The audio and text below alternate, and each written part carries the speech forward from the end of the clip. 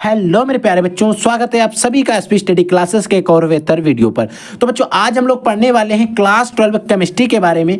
Class 12 chemistry का एक बहुत ही इंपॉर्टेंट चैप्टर है जिसका नाम है बच्चों वैद्युत रसायन। ये बच्चों हमारा जो वैद्युत रसायन चैप्टर है, अगर आप लोग प्रीवियस ईयर क्वेश्चन पेपर उठा के देखोगे, पिछले कई वर्षों के अगर आप पेपर उठा के देखोगे ना, तो वहां पर आप देखोगे जो वैद्युत रसायन हमारा एक चैप्टर है, इस चैप्टर से आपको ऑब्जेक्टिव क्वेश्चन यानी कि बहुविकल्पी क्वेश्चन, अति लघुत्तरीय क्वेश्चन, लघुत्तरीय क्वेश्चन, न्यूमेरिकल्स और दीर्घोत्तरीय प्रश्न देखने को मिलेंगे। सबसे मेन बात है कि हमारा जो केमिस्ट्री का पोर्शन है उसमें 3 से 4 ही चैप्टर ऐसे हैं जिन चैप्टर से हमारे न्यूमेरिकल्स आते हैं। और ये चीज़ आपको पता है कि न्यूमेरिकल्स आपको पता है कि बोर्ड एग्जाम्स में आते 100% है। ये चीज़ आपको भी पता है कि 100% चांस है कि न्यूमेरिकल हमारे बोर्ड एग्जाम्स के अंदर आते हैं। एक तो हमारा ठोस अवस्था चैप्टर है, दूसरा हमारा विलयन है, तीसरा वैद्युत रसायन है, चौथा हमारा रासायनिक बलगति है। आपको ज़्यादातर इन्हीं चैप्टर से न्यूमेरिकल देखने को मिलते हैं। कहीं कहीं बोर्ड एग्जाम्स के अंदर वैद्युत ठोस अवस्था सॉलिड स्टेट नहीं है, सोल्यूशन से स्टार्ट है। तो उन चैप्टर्स में हम आज बात करेंगे वैद्युत रसायन जो चैप्टर है, इसके न्यूमेरिकल भी हम देखेंगे, इसके ऑब्जेक्टिव क्वेश्चन भी देखेंगे, इसके लघुत्तरीय क्वेश्चन भी डिस्कस करेंगे, बहुविकल्पी क्वेश्चन भी देखेंगे, लघुत्तरीय, दीर्घोत्तरीय, अति लघुत्तरीय, बहुत सारे क्वेश्चन हम लोग इस वीडियो के अंदर प्रैक्टिस करने वाले हैं। अगर आप लोग बोर्ड एग्जाम 2024 देने वाले हो ना, तो आपको क्या करना है, वीडियो को ध्यान से देखना है, कि क्वेश्चन को नोट करते हुए चलना है ताकि आपका समय बिल्कुल भी वेस्ट ना हो। तो आइए बच्चों, पहला क्वेश्चन क्या है, इस पर हम अच्छे से चर्चा करते हैं। देखिए बच्चों, हमारा जो पहला क्वेश्चन इसमें क्या कह रहा है, इसको ध्यान से समझिएगा। 4 क्षार धातुओं, देखिए 4 क्षार धातुएं ए, वी, सी व डी है। ठीक है, 4 क्षार धातुएं हैं ए, वी, सी और व डी है कि मानक अपचयन विभव क्रमशः, मानक अपचयन विभव जो है वो क्रमशः -3.05, -1.66, -0.40 तथा 0.80 वोल्ट है। इनमें प्रबलतम अपचायक कौन है? देखिए यहाँ पर अपचायक की बात की जा रही है। कभी कभी प्रबलतम अब आक्सी कारक भी पूछ लेता है। कभी कभी प्रबल जो होता है आक्सी कारक पूछ लेता है। क्या होता है बच्चों? आक्सी कारक। प्रबल आक्सी कारक कौन है? तो देखिए बच्चों, अगर हमसे पूछे जाए कि प्रबल, इसमें से आपको बताना है कि प्रबल अपचायक कौन है, प्रबल अपचायक कौन है। अगर प्रबल अपचायक पूछे तो आपको सबसे ज्यादा माइनस में जो होगा उनमें दिया रहेगा ना, उनमें प्रबल अपचायक वही होगा। देखिए इनमें पहले में हमें दे रहा है इतना 0.3 -3.05। अब देखिए इतना किसी का नहीं है, ना ए का है, ना बी का है, ना सी का है, ना डी का है। हमारा जो पहले वाला है जो प्रबल है वो सबसे किसका है? ए का है। यानी कि प्रबल अपचायक कौन है? सबसे ज्यादा माइनस में कौन है? ए वाला। तो प्रबल अपचायक हमारा हो जाएगा, पहला ऑप्शन सही हो जाएगा। पहला option is the right answer. समझ गए क्या कह रहा है? ध्यान समझिए, अगर हमसे प्रबलतम अपचायक की बात करें तो हमें क्या करना है? छांट लेना है सबसे ज्यादा निगेटिव कौन है, सबसे ज्यादा माइनस में कौन है। ठीक है, अगर प्रबल आक्सी कारक बात करें तब क्या होगा? देखिए प्रबल आक्सी कारक भी हमने क्वेश्चन नोट करके रखा हुआ है। देखिए बच्चों, इसमें पूछ रहा है कि 25 सेंटीग्रेड पर Li upon Li positive upon Li, Li Ba double positive Ba, Na positive upon Na, यानी कि Mng डबल पॉजिटिव प्रति Mg। ठीक है, कि मानक अपचयन विभव क्रमशः, इनके मानक अपचयन विभव जो हैं वो क्रमशः दिए गए हैं 0.305, -2.73, -2.71 या -2.373। ठीक है, वोल्ट है। सबसे प्रबलतम आक्सी कारक कौन है? देखिए बच्चों, यहां पर प्रबलतम आक्सी कारक की बात की जा रही है। ऊपर वाले क्वेश्चन में प्रबल अपचायक की बात की जा रही है। प्रबल अपचायक में हम क्या देखते थे? सबसे ज्यादा माइनस कौन है, यही चीज तो देखते थे। अब हमें क्या करना है? प्रबल आक्सी कारक में हमें वो देखना है कि सबसे कम माइनस में कौन है, निगेटिव में सबसे कम कौन है। बस वही हमारा सबसे प्रबल आक्सी कारक हो जाएगा, आक्सी कारक। ठीक है, अब देखिए यहाँ पर 3 है, यहाँ पर 2 2 2, यानी कि ये तो बिल्कुल हो नहीं सकता, यानी कि ठीक है। अब हमारा 2.37 बचा, 2.37, 2.71, 2.73। ठीक है, ठीक है। तो इसमें सबसे प्रबल आक्सी कारक यानी कि सबसे ज्यादा, सबसे कम कौन है? -2.37 आपको ध्यान रखना है, सबसे कम है -2.37, ठीक है। तो हमारा किसमें वाला लास्ट में, सबसे लास्ट में कौन है, Mg। हमारा कौन सा सही हो जाएगा बच्चों, Mg डबल पॉजिटिव सही हो जाएगा, राइट आंसर है, कोई दिक्कत नहीं। अगला देखिए बच्चों, देखिए अगला जो हमारा क्वेश्चन है उसमें पूछ रहा है किसी भी इलेक्ट्रोड का, कोई भी इलेक्ट्रोड है उसका इलेक्ट्रोड विभव जो होता है वो किस पर निर्भर करता है। कोई भी हमारे पास एक इलेक्ट्रोड है, उसका जो इलेक्ट्रोड विभव होगा वो किस पर निर्भर करेगा, यानी कि इलेक्ट्रोड विभव किन चीज़ों पर निर्भर करता है। क्या धातु जो होगी उसकी प्रकृति पर निर्भर करता है, सही बात है, निर्भर करता है, ठीक है। विलयन के ताप पर, हाँ निर्भर करता है इलेक्ट्रोड विभव। विलयन की मोलरता, इस पर भी निर्भर करता है। अब लास्ट में ऑप्शन कौन, तीनों हमारे तो सही है, लेकिन एक लास्ट में हमें ऑप्शन मिल रहा है जिसमें कह रहा है इन सभी पर, तो हमारा इन सभी वाला बिल्कुल राइट हो जाएगा, सही हो जाएगा। चौथा ऑप्शन हमारा बिल्कुल सही है, ठीक है। इन सभी पर हमारे कोई भी इलेक्ट्रोड है उसका इलेक्ट्रोड विभव निर्भर करता है। अगला क्वेश्चन देखिए, देखिए बच्चों हमारा चौथा क्वेश्चन इसमें क्या पूछ रहा है, इसको भी ध्यान से समझिए। इसमें देखिए ए, वी और सी तत्वों का मानक अपचयन विभव जो हमें दिया गया इतना इतना इतना है, ठीक है। इसकी अपचयन शक्ति का क्रम, इसकी अपचयन शक्ति का, और अपचयन में हमने आपको क्या बताया था, सबसे ज्यादा जो माइनस होगा वो प्रबल अपचयक होगा, फिर उससे कम, फिर उससे कम, उससे कम घटता चला जाएगा, ठीक है। प्रबल आक्सीय कारक कौन होगा, जो सबसे कम माइनस में होगा, यानी कि पॉजिटिव की तरफ जो जाता रहेगा, ठीक है। तो इनमें आपको तीन धातुएं दी गई, ए, वी और सी तत्व दिए गए, तीन एलिमेंट्स दिए गए, इनका मानक अपचयन विभव आपको दिए गए, ठीक है। अब आपको इनमें से बताना सबसे ज्यादा कौन है बच्चों, ए हमारा ए का दिया गया है, ए जो हमारा है बी का दिया गया है, और ए वाला बच्चों सी का दिया गया, ठीक है। तो सबसे ज्यादा कौन है माइनस में, सी वाला है, ठीक है। तो इसमें देखिए ए है, इसमें ए है, इसमें बी है, ए यानी कि ये तीनों ऑप्शन बिल्कुल गलत है, नहीं है, नहीं है ना, बिल्कुल गलत है। अब हमारा सी सिर्फ एक में है और वही हमारा सही हो जाएगा। और अगर बाई चांस दो क्वेश्चन ऐसे होते जिनमें सी होता तब भी हम कोई दिक्कत नहीं, निकाल लेते, बी को मैच करते और सी को मैच करते, नो प्रॉब्लम, ठीक है। अगला क्वेश्चन बच्चों, विशिष्ट चालकता का मात्रक आपको बताना है, विशिष्ट चालकता का मात्रक क्या होता है। Ohm inverse, centimetre inverse, mole inverse.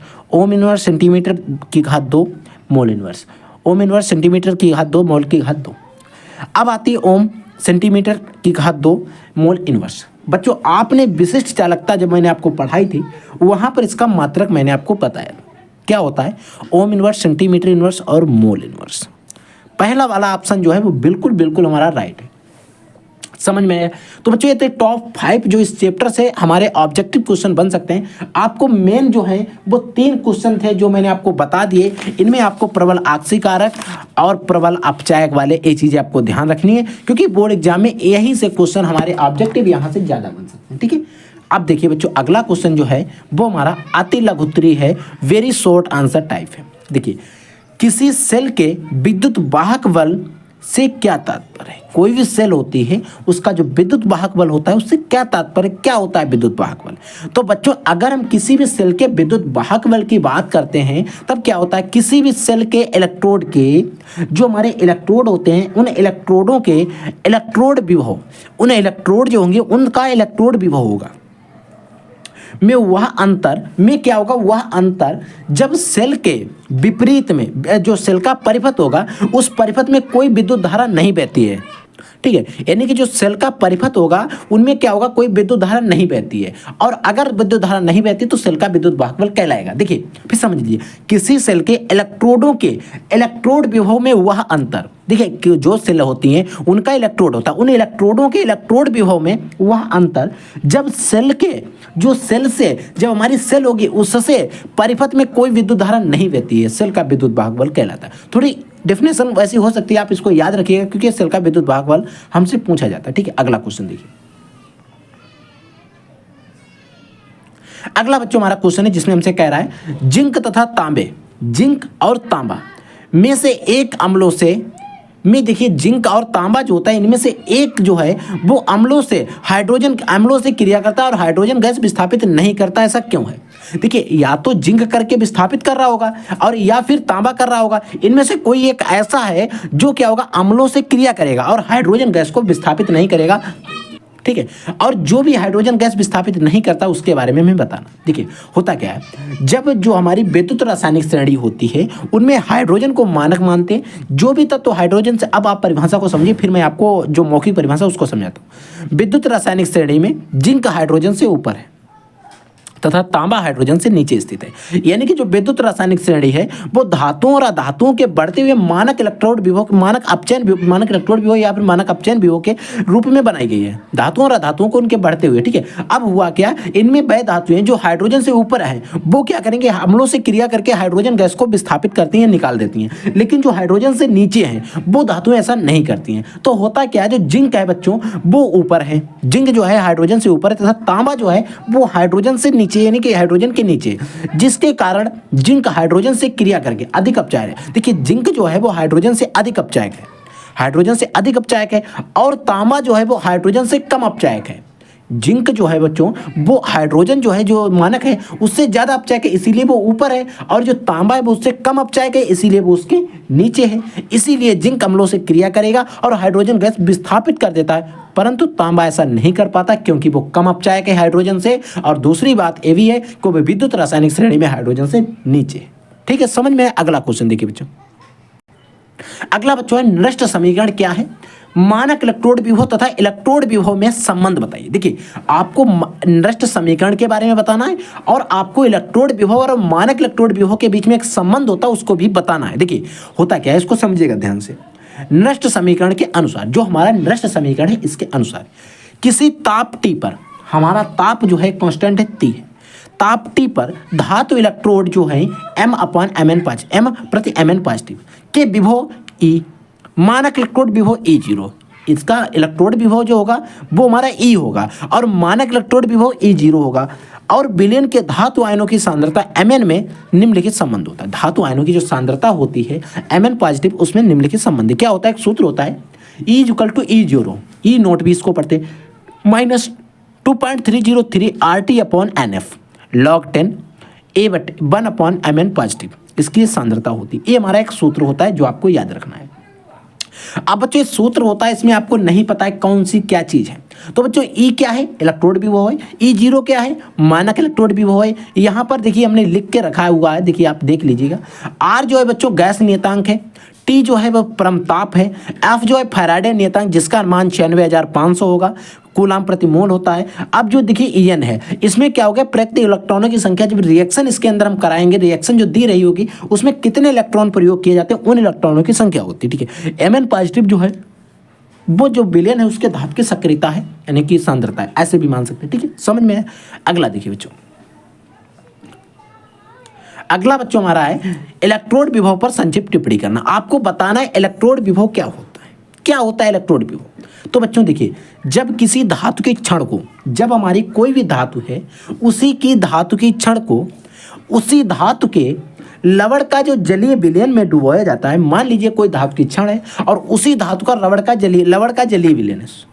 अब जो लवण का जलीय विलयन है उसमें डुबोया जाता है, तो होता क्या है, धातु की क्षण, जो हमारी धातु की क्षण है और जो विलयन जिसमें हमने डुबोया है उनके मध्य में उत्पन्न हो जाता है एक विभव। उनके मध्य में जो विलयन है और धातु की क्षण जो है उनके मध्य में एक विभव उत्पन्न हो जाता है। अब इस विभव को ही बच्चों हम इलेक्ट्रोड विभव कहते हैं, याद रखिएगा। और इलेक्ट्रोड विभव जो बच्चों होता है इसको हम ई से दर्शाते हैं, ई से प्रदर्शित करते हैं। समझ में आया। अगला क्वेश्चन देखिए बच्चों, अगला हमारा क्वेश्चन है चालकत्व को परिभाषित कीजिए तथा चालकत्व एवं परिवहन जो प्रतिरोध होता है बच्चों उसमें आपको संबंध बताएं। देखिए एक आपके लिए जरूरी बात है, कई सारे बच्चों ने हमारे पास, 1 से 2 बच्चों ने कमेंट किया तो मैंने इग्नोर कर दिया। उनमें से आपने कई सारे बच्चों ने हमारे पास कमेंट किया है कि सर हमें लिखने का टाइम दिया करें। तो बच्चों मैं आपको बता दूं, अगर मैं आपको हर एक लेक्चर में लिखने का टाइम दूंगा तो बहुत लंबा लेक्चर हो जाएगा। ठीक है, अब आपको क्या करना है, कैसे लिखना है, इसके बारे में ध्यान से समझिएगा।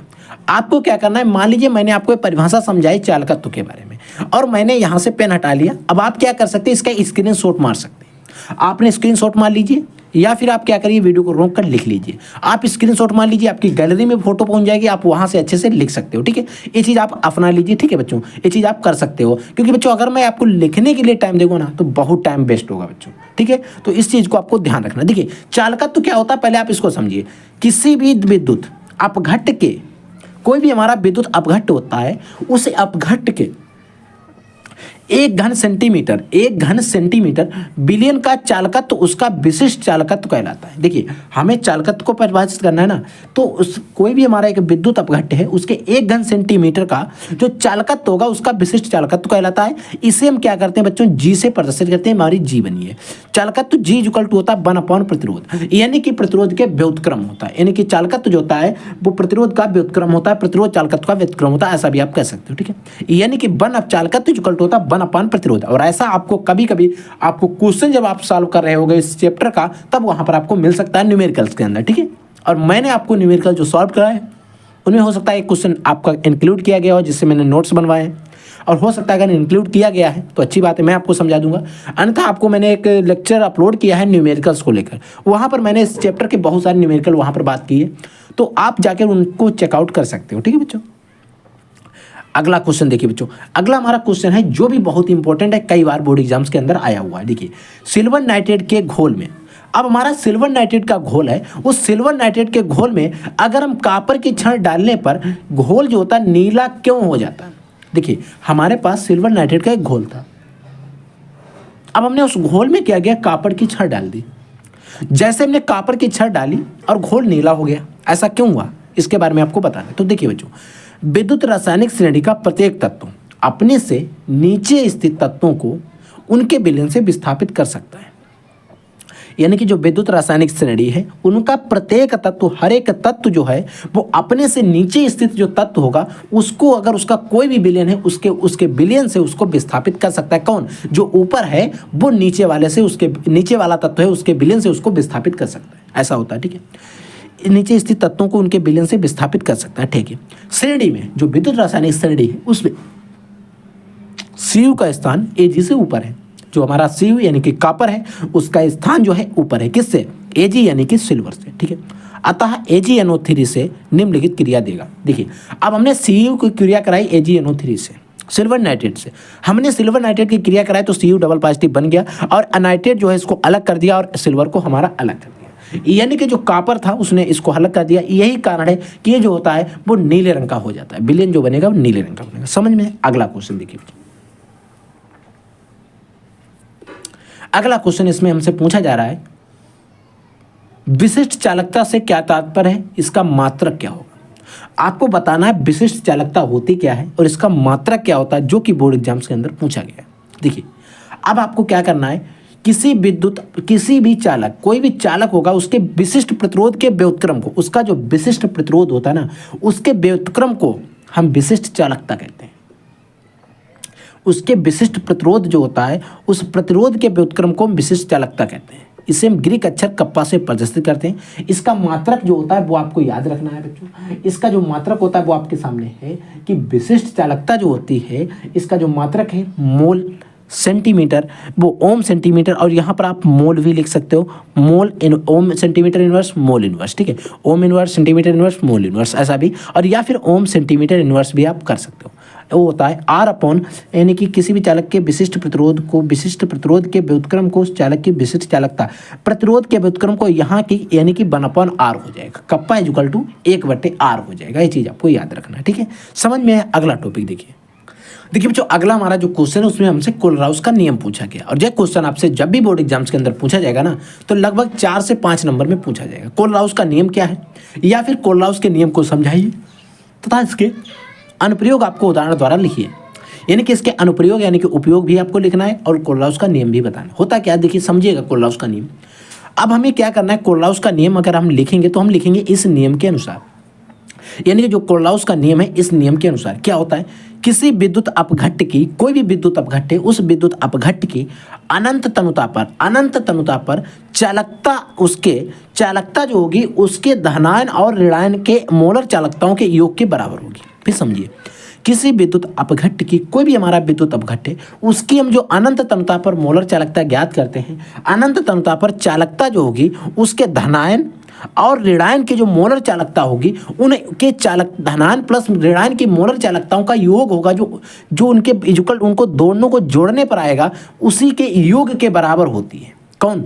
अनंत तनुता पर चालकता। ठीक है, यदि प्रत्येक चालकता पद को विद्युत अपघट्य सूत्र में उपस्थित संगत आयनों की संख्या से गुणा कर दिया जाए। देखिए क्या होगा, आपको पता है बच्चों, लेमडा बना है, लेमडा एम इक्वल टू होता है HCl, ऐसा आपको बुक में मिलेगा। लेमडा एम इनफाइनाइट हो सकता है, ठीक है। अब लेमडा एम HCl अगर हम इसके अनंत अंतता पर मोलर चालकता निकालेंगे तो हमारी lambda M infinite H positive आएगा और लेमडा इनफाइनाइट HCl निगेटिव आएगी, ठीक है। आपको क्या करना है, जो एग्जाम्पल है, उदाहरण आपको ऐसे याद रखना है।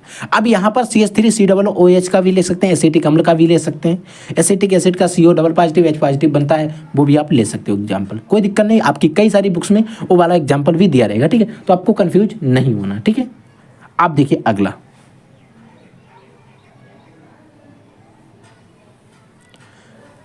हमारा है कोलाउस के नियम के अनुप्रयोग क्या होते हैं, ठीक है। कोलाउस का जो नियम है इसके अनुप्रयोग कुछ होते हैं।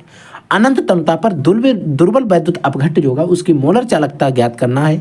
अगर हमें कोई भी दुर्बल वैद्युत अपघट्ट है उसके अनंत तन्यता पर मोलर चालकता में ज्ञात करनी है, तब भी हम ये सूत्र इसकी यानी कि कोलाउस का नियम लगाएंगे। और दुर्बल वैद्युत अपघट्टों की वियोजन की मात्रा की भी हम गणना इस नियम के, इस जो नियम है कोलाउस का नियम, इसके अनुसार हम कर सकते हैं, ठीक है।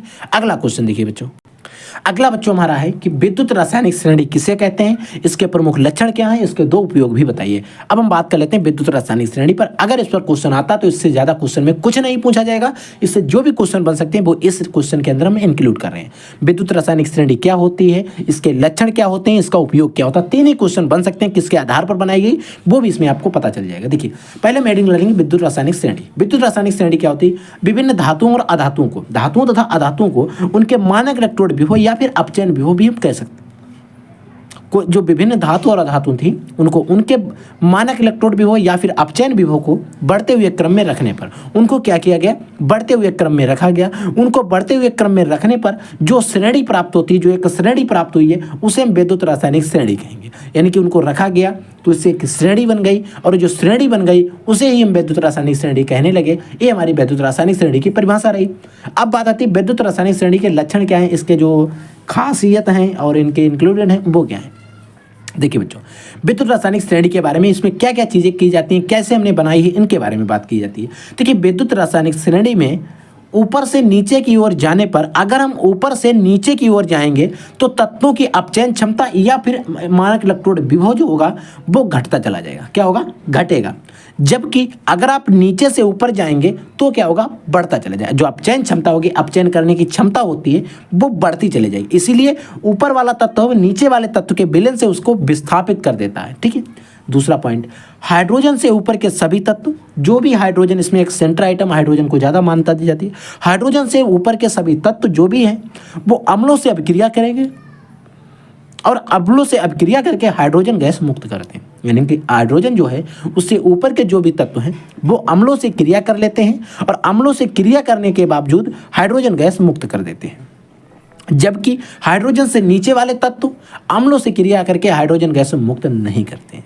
यानी कि जो भी हाइड्रोजन से ऊपर के तत्व हैं वो अम्लों से क्रिया करेंगे, हाइड्रोजन गैस को मुक्त करेंगे, लेकिन जो नीचे के तत्व हैं वो अम्लों से क्रिया करेंगे, हाइड्रोजन गैस मुक्त नहीं करेंगे, ठीक है। अगला, हाइड्रोजन से ऊपर के सभी तत्व, हाइड्रोजन के ऊपर के जो भी तत्व हैं वो जल या फिर वाष्प के साथ क्रिया करके H2 गैस देते हैं, ठीक है। अगला, श्रेणी का ऊपर वाला तत्व नीचे वाले तत्व को उसके विलयन से विस्थापित कर देता है, मैंने आपको बता दिया। यानी कि जो भी तत्व ऊपर है उसकी इच्छा होगी तो वो नीचे वाला तत्व जो है उसके विलयन से उसको विस्थापित कर देगा, ठीक है। फिर बात आती है इसके दो महत्वपूर्ण उपयोग। इसका उपयोग कहाँ हम करते हैं, किसी भी सेल के, कोई भी हमारी सेल है उसके मानक वैद्युत वाहक बल जो निर्धारण किया जाता है उसमें हम विद्युत रासायनिक श्रेणी के आधार पर ही कर सकते हैं। धातुओं की क्रियाशीलता की भी हम तुलना कर सकते हैं, कौन सी धातु ज़्यादा क्रियाशील है और कौन सी धातु कम क्रियाशील है। समझ में आया? तो इससे ज़्यादा क्वेश्चन कोई भी हमारा विद्युत रासायनिक श्रेणी के ऊपर नहीं बन सकता है। अगला क्वेश्चन देखिए, अगला बच्चों हमारा क्वेश्चन है जिसमें हमसे पूछा जा रहा है कि फैराडे का विद्युत अपघट्ट का द्वितीय नियम लिखिए। यानी कि जो फैराडे का एक विद्युत अपघट्ट का द्वितीय नियम है उसके बारे में पूछा जा रहा है। एक फैराडे का विद्युत अपघट्ट का प्रथम नियम है जो ज्यादातर बोर्ड एग्जाम्स के अंदर नहीं पूछा जाता है।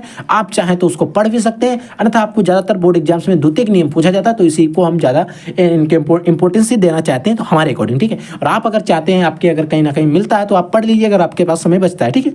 तो क्या होता है, इस नियम के अनुसार जो हमारा फैराडे का द्वितीय विद्युत अपघट्ट का नियम है इसके अनुसार क्या होता है इसको समझिए। जब श्रेणी क्रम में क्या करते हैं, श्रेणी क्रम में जुड़े विभिन्न विद्युत जब हम श्रेणी क्रम में विभिन्न प्रकार के विद्युत अपघट्य जुड़े जो होते हैं उनके विलयनों में समान मात्रा में विद्युत प्रवाहित की जाती है। जो विद्युत होती है, विद्युत धारा होती है, वो प्रवाहित की जाती है। जब प्रवाहित की जाती है तो इलेक्ट्रोडों पर मुक्त पदार्थ का, जो इलेक्ट्रोडों पर एक मुक्त पदार्थ होगा, यानी कि एक पदार्थ एकत्रित होगा, यानी कि जो मुक्त होगा, मुक्त पदार्थ के द्रव्यमान उनके तुल्यांक भारों के समानुपाती, यानी कि जो इलेक्ट्रोड पर उत्पन्न पदार्थ होते हैं उनका द्रव्यमान जो होता है उनके तुल्यांक भारों के समानुपाती, यानी कि इसका जो भार होगा इसके जो इलेक्ट्रोड होगा उसके समानुपाती, यानी कि भार अगर 1 है तो इलेक्ट्रोड भी जो 1 होगा उसके समानुपाती होगा, 2 है तो दूसरे के, यानी कि W अपॉन होता है E, W1 upon WE, W1 upon E1, W2 upon E2, W3 upon E3। अब ये क्या है, इलेक्ट्रोड विभव है जो हमने बात की इलेक्ट्रोड के बारे में, और W क्या है, द्रव्यमान है, भार है, तुल्यांकी भार। समझ में आया? तो ये चीज़ आपको याद रखना है। अब हम बात करते हैं इंपॉर्टेंट न्यूमेरिकल्स के, इस चैप्टर में क्या क्या इंपॉर्टेंट न्यूमेरिकल हो सकते हैं। तो देखिए बच्चों, इसमें न्यूमेरिकल में हमसे क्या पूछा गया इसको ध्यान से समझिएगा। निम्न अभिक्रिया वाले सेल का विद्युत B4 विद्युत बाफोर वाहक बल ज्ञात कीजिए।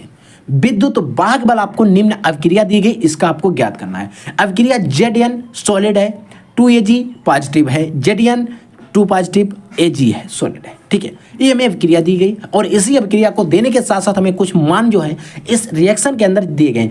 E0 Zn upon Zn 2 positive प्रति Zn का मान जो दिया गया -0.76 दिया गया वोल्ट, और इसका Ag पॉजिटिव अपॉन Ag का जो दिया गया मान +0.80 वोल्ट दिया गया।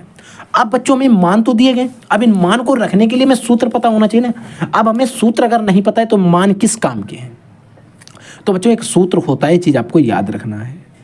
सूत्र होता है बच्चों E0, यहाँ पर आप सेल लिख सकते हैं, कोई भी सेल होगी, ठीक है, सेल होगी। अब वहाँ पर आपको क्या करना है, कैथोड के बारे में लिखना है और माइनस आपको एनोड के बारे में लिखना है। एनोड,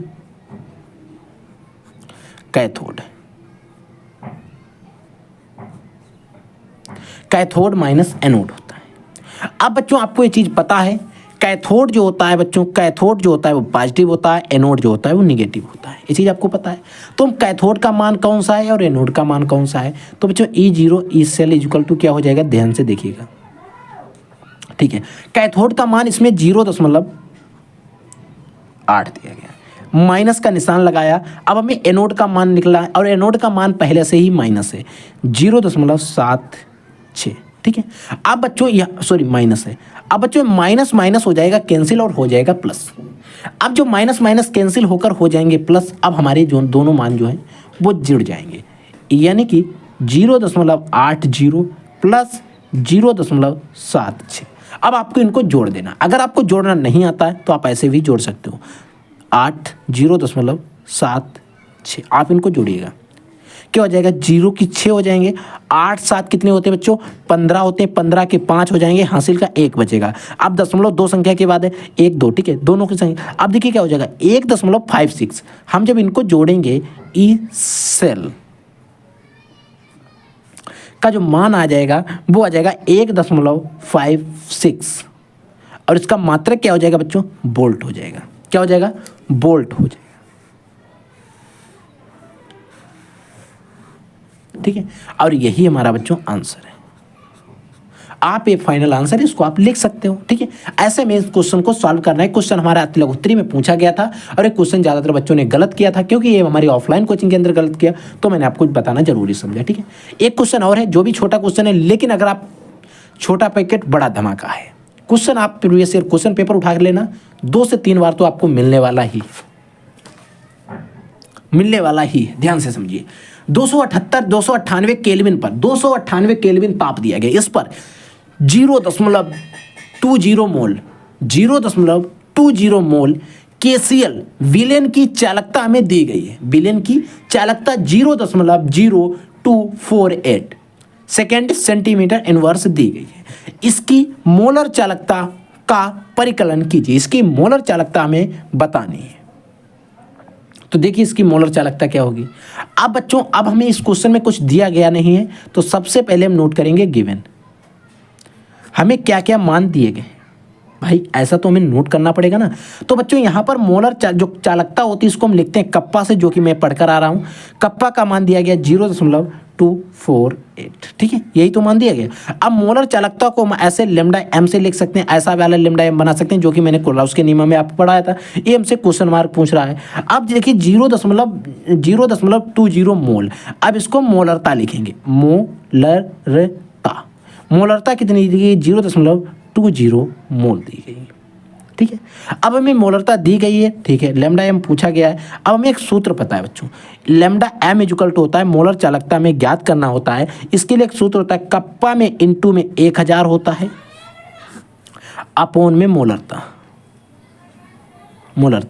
कभी कभी आपको यहाँ पर सी भी लिखा हुआ मिलेगा, वो सी अदर कंडीशन में होता है, वो आपको यहाँ पर ज़्यादातर बोर्ड एग्जाम्स में नहीं पूछा जाता, ठीक है। मोलरता के बारे में पूछा जाता है, और सी अगर पूछा जाएगा तो वहाँ पर इसके मान दिए रहेंगे, ठीक है, ठीक है। अब हमें बात करनी है मोलरता। अब हमें लेमडा एम निकालना है। लेमडा एम कप्पा का मान हमें दिया गया 0.0 है, 0.0248 इंटू में 1000 अपॉन मोलरता का मान दिया गया 0.20। समझ में आया? ये मान हमें दिया गया। अब बच्चों में क्या करना है, ध्यान रखिएगा आपको, आप इन दोनों मानों की गुणा कर दीजिएगा। क्या करिएगा? देखिए इधर 4 संख्या के बाद दशमलव है, और इधर 4 संख्या के बाद दशमलव, 1 2 3 4 संख्या के बाद दशमलव है, इधर 3 जीरो हैं। इन 3 जीरो को कैंसिल कर दीजिएगा, दशमलव हटा दीजिएगा, ठीक है। अब दशमलव हटाएंगे तो 3 जीरो हैं, तो मतलब दशमलव सिर्फ यहाँ पर आएगा ना, यहाँ पर आ जाएगा, यहाँ आ जाएगा ना, 3 संख्या के बाद दशमलव आएगा। तो हमारा आ गया बच्चों, इसका मान आ गया, देखिए 2448 अपोन में क्या आ जाएगा 0.20। अगर आप और दशमलव हटाना चाहें, आप इसका दशमलव हटाइए, इसका दशमलव हटाइए, इधर 2 संख्या के बाद दशमलव है, इधर 1 संख्या के बाद दशमलव है, ऊपर हम एक जीरो बढ़ा देंगे। अब जैसे हम ऊपर जीरो बढ़ा देंगे, अब हम एक जीरो से एक जीरो को कर देंगे कैंसिल। अब हमारा आ गया 248 अपोन में आ गया 2। अब हम इसको भाग करेंगे, 2 एकन 2 हो जाएगा, 2 दूनी 4, 2 चक्कू 8, कितना आ गया? लेमडा एम इक्वल टू आ गया 124। कितना आ गया? 124। क्या हो जाएगा? सेकंड सेंटीमीटर की घात 2 और मोल इनवर्स, इसका मात्रक हो जाएगा, और ये हमारा आंसर हो जाएगा। राइट? समझ में आया? बहुत सरल न्यूमेरिकल जो हमारे बोर्ड एग्जाम्स के अंदर आते हैं, क्योंकि एक छोटा पैकेट बड़े धमाका होते हैं। न्यूमेरिकल हमारा आपको जो मैंने आपको बताया है, ये 3 नंबर में आया था, और बच्चों ने बहुत गलत किया। मैं बता रहा हूँ, बहुत बच्चों ने गलत किया है। अगला देखिए बच्चों, देखिए बच्चों तीसरा न्यूमेरिकल क्या है, इसको भी ध्यान से समझिएगा।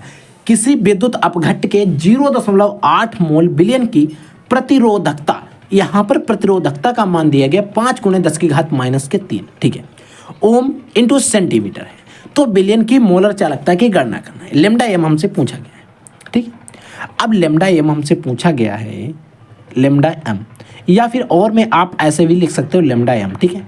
सूत्र में वही लगाना है जो हमने इससे पीछे लगाया है। प्रतिरोधकता जो है उसको मैं आर से लिखते हैं, सॉरी बच्चों, प्रतिरोधकता को हाँ आर से लिखते हैं। अब हमें कैसे निकालना है ध्यान से समझिएगा। हमारा सूत्र होता है कप्पा में इंटू में 1000 अपोन में क्या होता है बच्चों, अब कप्पा इंटू 1000 अपोन में आपको मोलरता लिख लेनी है, मोलरता लिख लेनी है, या आप इसकी जगह पर सी भी लिख सकते हो, जो हम सी का मान इसको मान लेंगे, ठीक है, कोई दिक्कत नहीं है। आप इस चीज़ को ध्यान से रखिएगा। अब हमने सूत्र लिख लिया, लेकिन हमें पहले करना क्या था बच्चों, यहाँ पर गिवन, हमें गिवन में नोट करना चाहिए कि क्या क्या दिया गया, तो नोट कर लेते हैं। हमें मोलरता यानी कि एम का मान दिया गया, मोलरता को एम या फिर सी आप लिख सकते हो, एम और आप सी भी लिख सकते हो, ठीक है, कोई दिक्कत नहीं। 0.8 मोल, ठीक है, मोलरता M4 होती है मोलरता, आप ऐसा लिखते। प्रतिरोधकता को बच्चों हम लिखते हैं आर से, आर का मान दिया गया 5 × 10⁻³ ठीक है। अब बच्चों आपने पढ़ा होगा, जो मैंने आपको चालकता बताई थी, इसमें मैं मोलर चालकता निकालनी है, लेकिन मैंने आपको चालकता कप्पा इक्वल टू बताई थी 1/r। चालकता जो होती है प्रतिरोध के व्युत्क्रम होती है, क्या होती है, जो प्रतिरोध होता है उसके व्युत्क्रम होती है हमारी चालकता। तो इस चालकता के स्थान पर हम 1/r का मान रख देंगे और हमारा आंसर आ जाएगा, ठीक है। तो देखिएगा, अब हमारा नया सूत्र जो बन के तैयार हो जाएगा, लेमडा एम इक्वल टू हो जाएगा, कप्पा की जगह पर लिखेंगे 1/r, ऐसे तो लिखेंगे, इनटू में क्या हो जाएगा हमारा 1000 अपोन में क्या होता है एम फॉर मोलरता, या फिर आप सी भी लिख सकते हो, नो प्रॉब्लम, नो टेंशन, ठीक है। 1/r का मान हमें कितना दिया गया बच्चों, 5 गुणे 10 की घात माइनस के 3 गुणे में हमें लिखना है 1000 अपोन में मोलरता यानी कि m का मान दिया गया बच्चों 0.8। ठीक है, अब बच्चों 3 जीरो है, यहाँ पर ध्यान से देखिएगा। अब हमारे पास यहाँ पर 3 जीरो हैं, ठीक है, 3 जीरो हैं। हम क्या करेंगे, यहाँ से दशमलव हटा देंगे और ऊपर एक जीरो बढ़ा देंगे। अब इसको 5 से काट देंगे, 5 से काट सकते हैं, एक मिनट, हाँ 5 से काटिएगा, 5 एकन 5 और 5 दूनी 10, ठीक है, दूनी 10। अब देखिए ऊपर क्या बचा 2000 अपोन में क्या बचा बच्चों 8 गुणे 10 की घात माइनस के 3, इतना ही तो बचा, इतना ही तो बचा ना। ठीक है, अब 8 गुणे 10 की घात माइनस के 3 बचा 2। ठीक है, अब हमें क्या करना है, इसको भाग करना है, 8 को काटिएगा, 2 एकन 2, 2 चक्कू 8, यानी कि 1000 अपोन में क्या बचा 4 गुणे 10 की घात माइनस के 3, इतना बचा ना। अब इसको भाग करिएगा, 4 दूनी 8, 4 दूनी 8, ठीक है, बचे यहाँ पर 2 हो गए 20, 4 पंचे 20, ये वाला जीरो उतार लिया। ठीक है, यानी कि समझिएगा ध्यान से इसको आगे, 250 अपोन में हमारा बचा 1 गुणे 10 की घात माइनस के 3। ठीक है, अब ये 10 की घात माइनस के 3 को हम ले जाएंगे ऊपर, क्या हो जाएगा 250 गुणे 10 की घात 3, ये हो जाएंगे बच्चों हमारे पॉजिटिव, लैम्डा m का मान, ये क्या हो जाएंगे पॉजिटिव।